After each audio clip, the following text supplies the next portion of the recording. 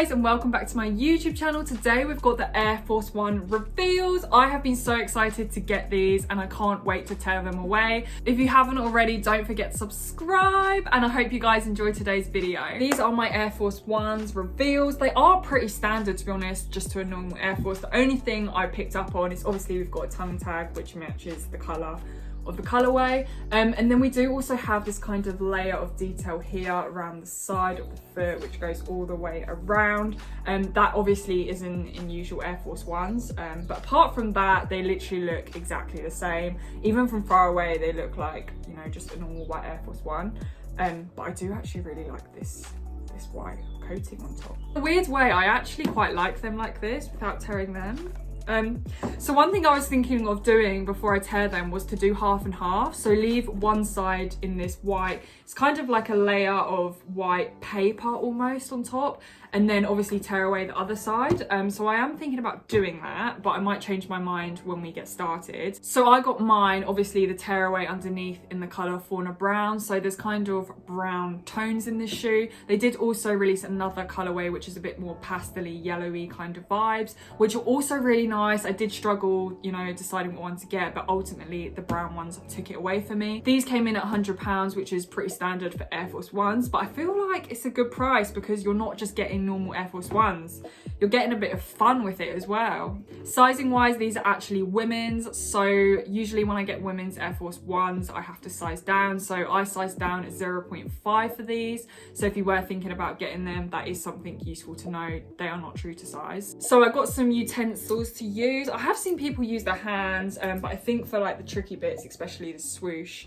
I think I will need these. So I've got some scissors and some tweezers. I have also seen people do like shapes and things, but I'm not trying to do that, to be honest. I'm just gonna rip half the side off and see what happens.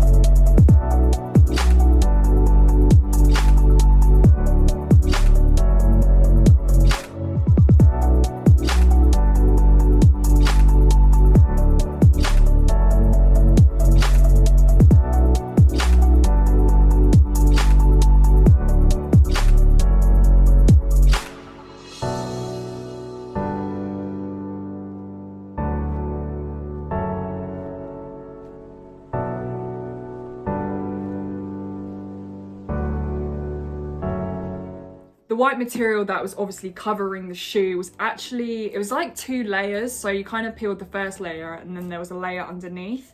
It was actually quite hard to get off. You might have seen me struggle with my tweezers.